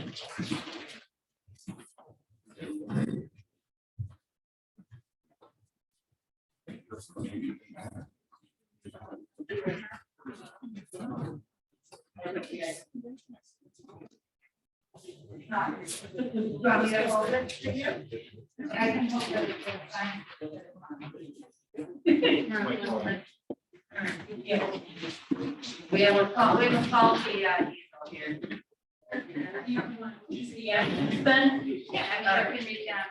Priority. Okay, the actions according to priority number 1, mapping needs and inventory of possible property. And build out analysis and IDs. Number two, wider range of housing needs. For example, the size of families 1, 2, 3, 4, and up. 3, focus on seniors/elders as the number has increased. Very obvious on our stats here. And number 4, we doing evaluate this 1, 2, and 3. Okay, 4 is evaluate zoning, 5 is build local support, and 6 is accessibility apartments. Accessory dwelling. Accessory dwelling. Oh, okay, sorry. That's a mistake.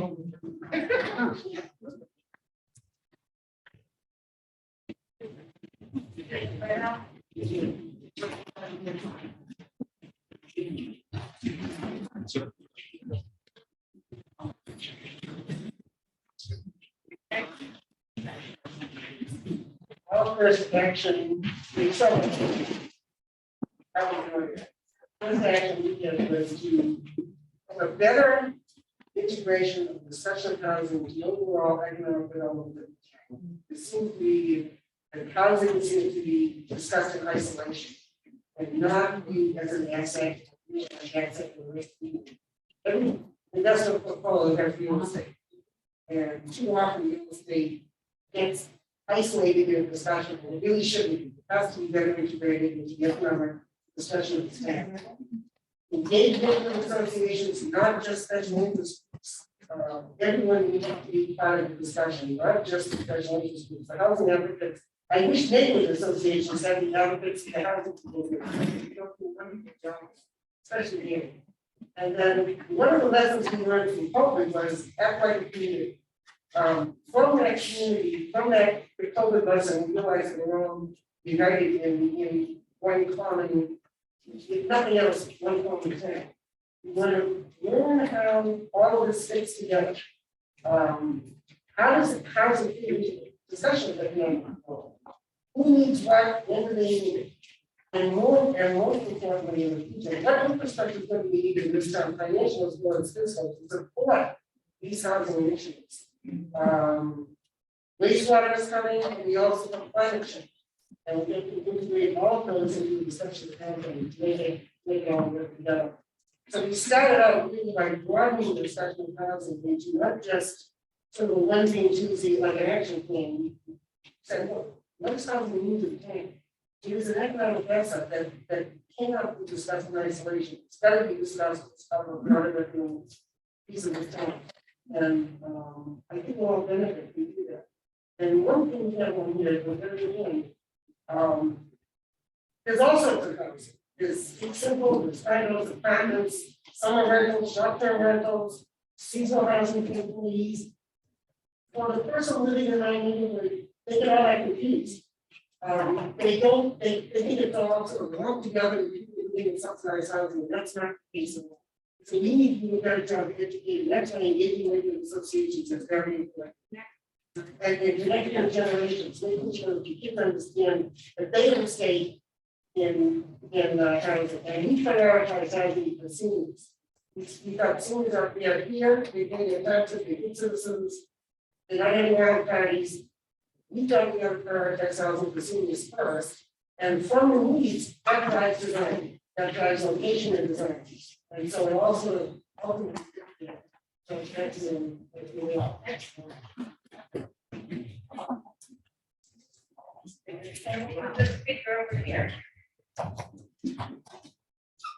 Hello. That was a very good presentation by them. So I'm going to just say that when we prioritize mixed use model, I think that's what we had in mind. A lot of ways like having developments that were not just housing, but how do you integrate housing, business, partnership together? That's what we mean by mixed use, and pilot smaller programs, not some big giant, and see what we can do with a little bit at a time. We emphasize trying to get the accessory dwelling unit thing going more practically. And maybe the housing authority can do something with some of the property that they have in town. That's a very important, big thing because of the locations that we have available. Done. Good job.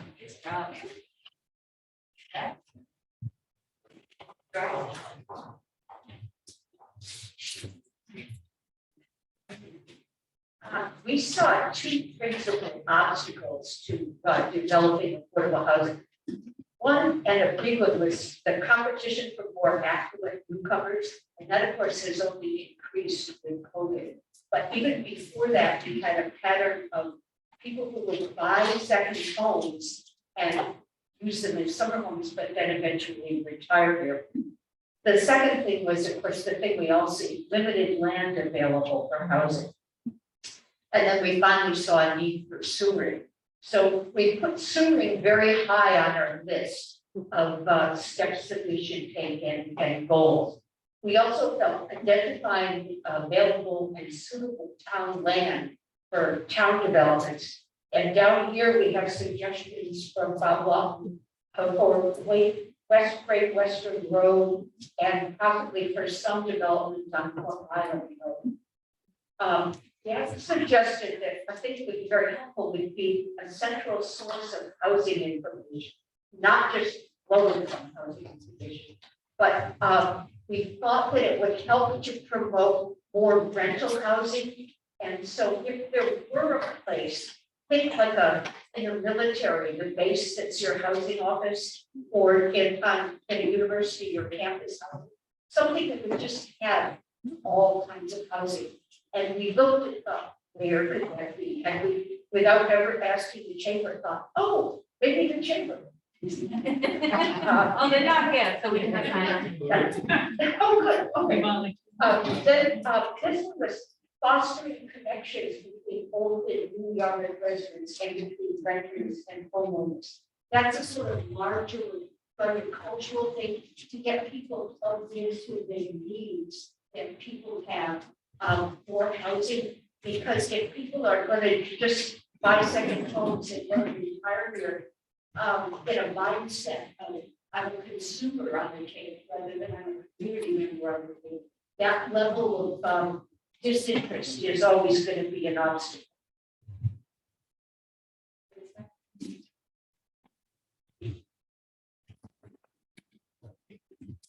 Diane, you got it?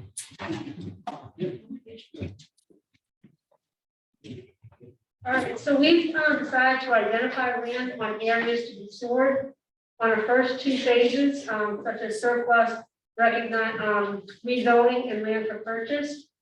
The second action item was to study sewer phasing to meet affordable housing goals. In other words, the well field. The third was to study on that, a study done on Matakees when Manny Small.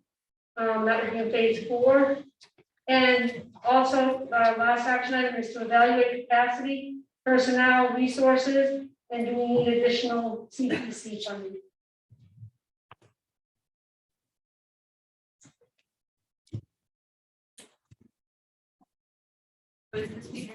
I am.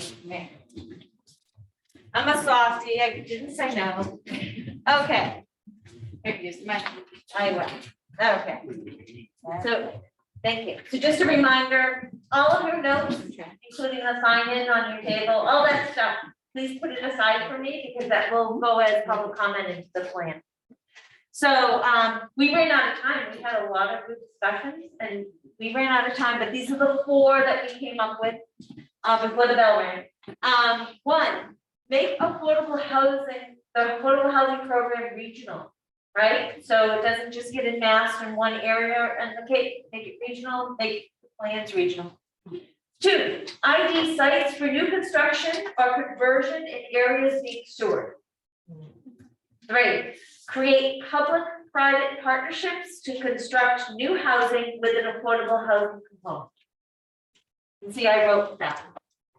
Okay. And this one, Mickey, we talked a lot about the people who live here, people that have certain needs, special needs, and introducing an element of compassion into all of this. And Mickey introduced me to this term DEI, diversity, equity, and inclusion. For all that we do in town, for all classes, support with compassion and care. Great. Who's the speaker over here?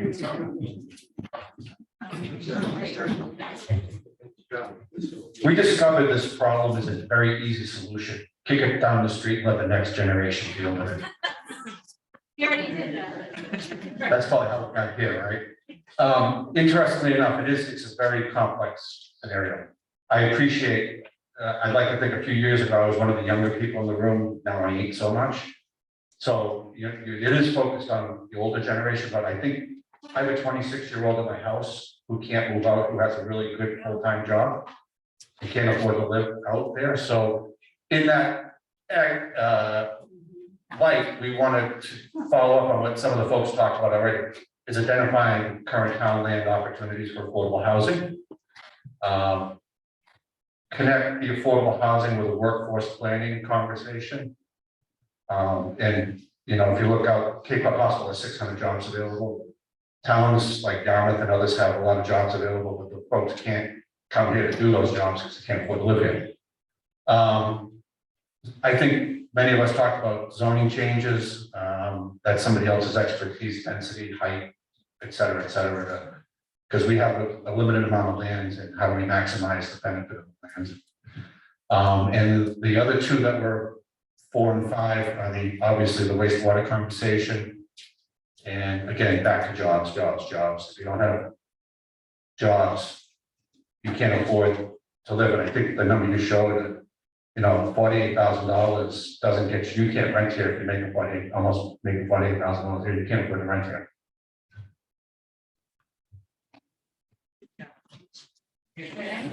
Hasn't spoken. Got everybody. Karen,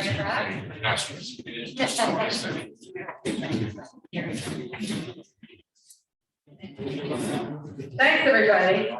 We're now going to do the voting piece, and you could go to any of the flip charts that are here. You can focus on one, you can focus on several, but you have 5 sticky dots that are blue or green. You can spread them out among the strategies that were recommended that you feel most strongly in favor. You can spread them out however you want, whatever distribution on the number of strategies that you're most positive about. There is a red dot too. If there was a particular strategy that was that surfaced during these reports that you really don't agree with, you can stick that dot on that. So you heard that there was some general agreement on a number of strategies among the various tables. But feel free to move around the room and look at what's been presented and do your voting.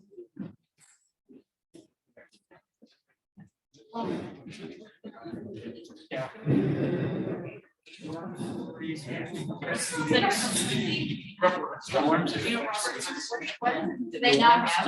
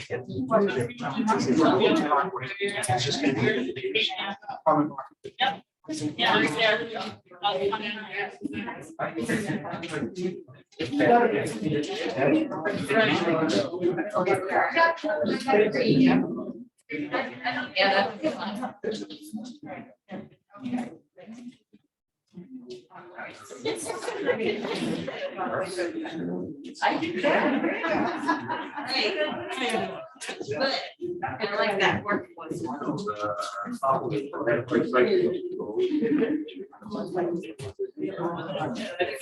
was good. Okay, Blue is good, Blue's good, I'm good, how are you? Did you pick up your packet today? Yeah. Right. Beach I ball. forgot another one, so hopefully no one comes, I mean, I'm sure no one did, I left it like this. Usually it's only you do work. Oh.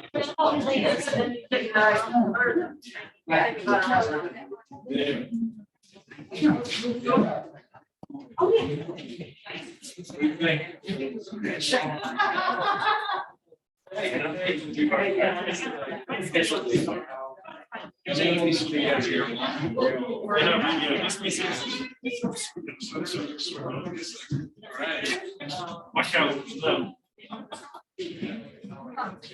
Great, thank you.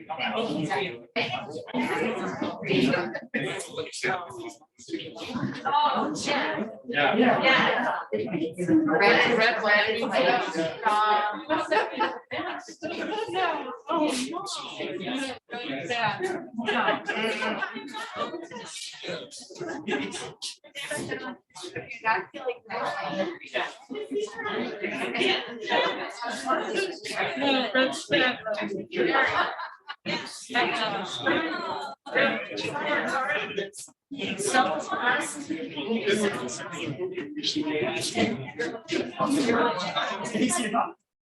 I think my position. Yeah.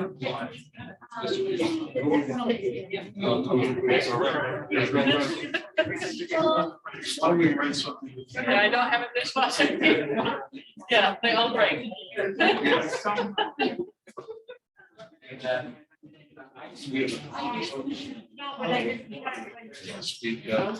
Fine sites. Thank you. A lot of them for the same, so I think you'll find that get a lot of, yeah.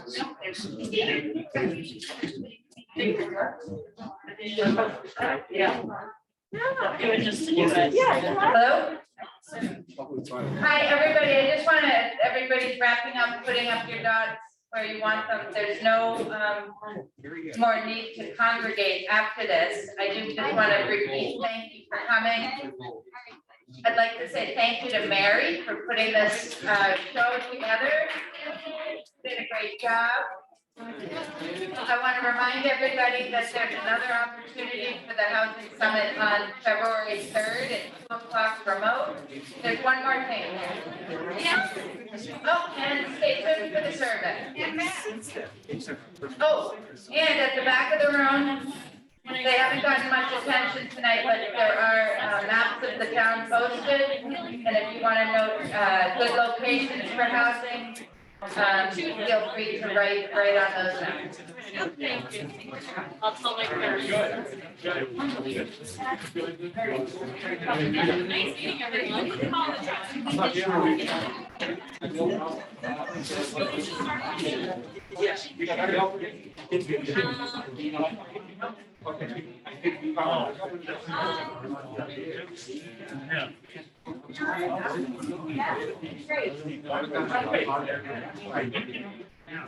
Yeah.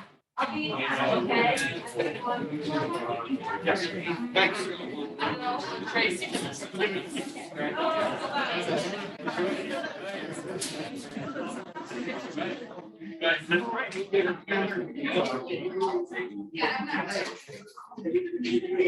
There's nothing.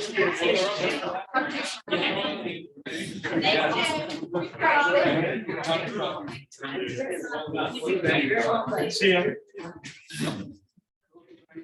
I know,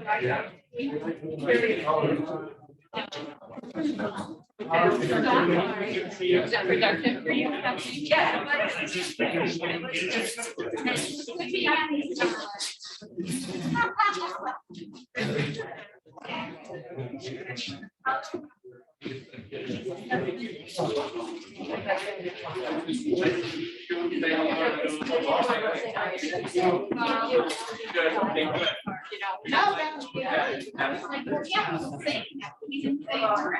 Yeah.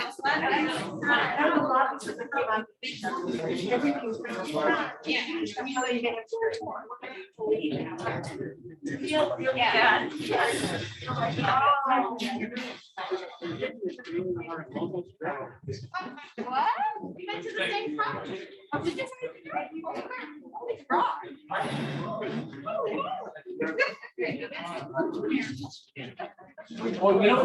Holy rock. Thank you very much. Oh, wow.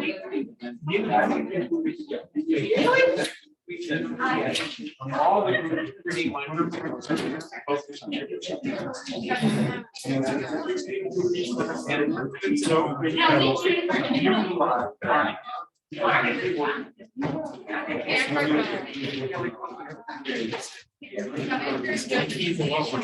Yeah.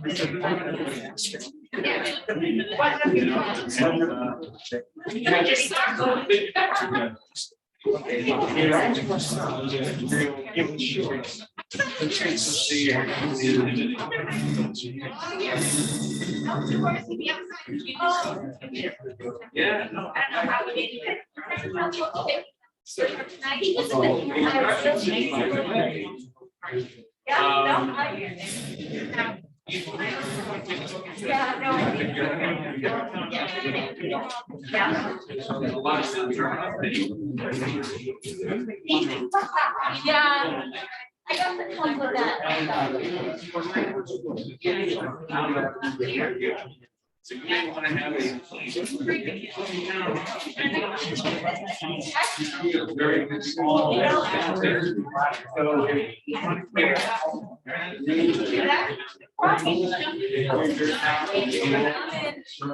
know Paul is in.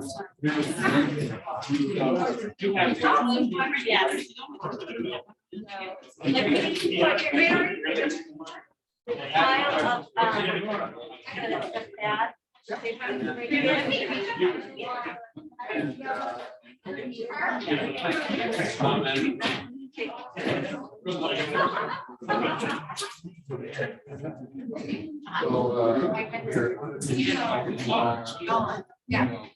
that. Back in here.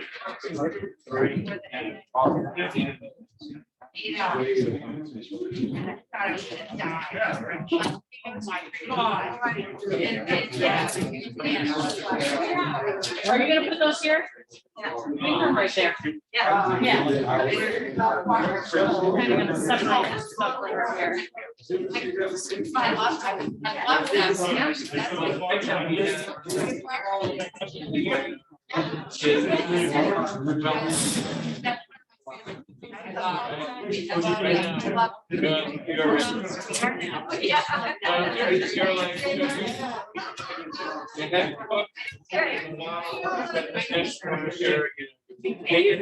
You can tell when I reach my limit. Same item on the agenda, month after month.